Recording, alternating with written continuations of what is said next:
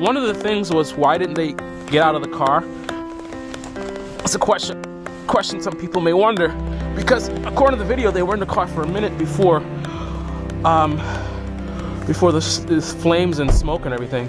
So now I don't know what kind of seat belts they had, but in this car, it's a standard seat belt, just like on any normal car. So in theory, they should have been able to get out. Let's just see how easy or difficult that would have been. Now, you got to consider being panicked. It's kind of surprising they just got into the car. They weren't driving that long. So you got to consider that as well. So after the impact, now I don't know how much this would have impacted him.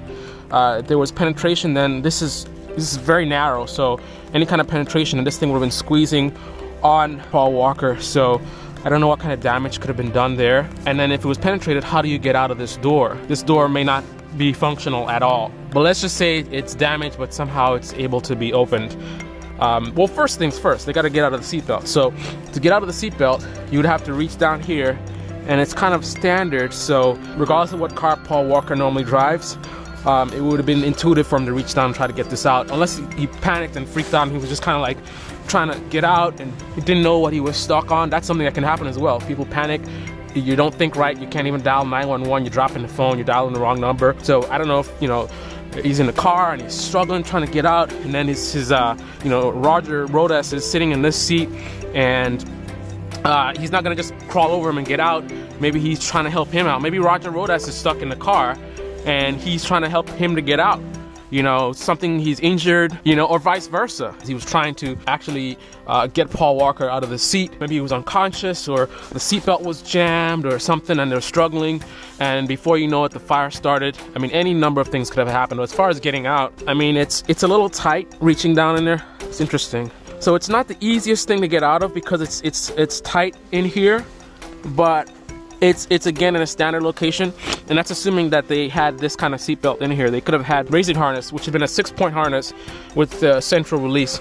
So a central point where you could release all 6 points on it. So it is very tight in here. So you got to consider that as well. As far as opening the door, I mean, it's just a little handle here.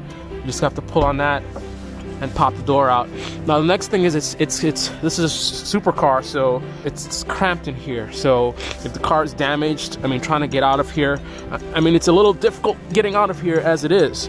In a normal situation, you're kind of worried about, you don't want to scratch things, but in an emergency, just trying to get out, you may try to just reach out like this, but then maybe you have a back injury. I don't know what kind of condition you're in, but it's kind of awkward, getting out. You could reach out like this. They were both found in their seats, so none of that actually happened.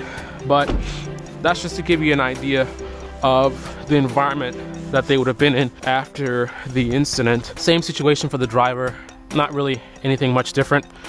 Now, the other factor is, again, of course, it's a mid-engine. Look at the rear axle is here, right? And the engine is a little bit forward of the rear axle. So that's your mid-engine, as opposed to over here, the rear axle is here and the engine is here. So pretty much you can say the engine's about here.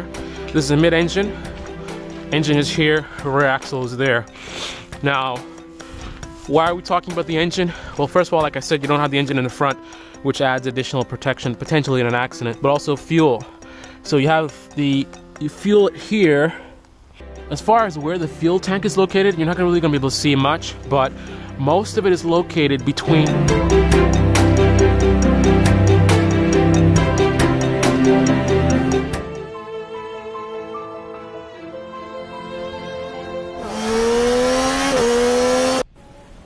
You're watching Carlisle's Picks.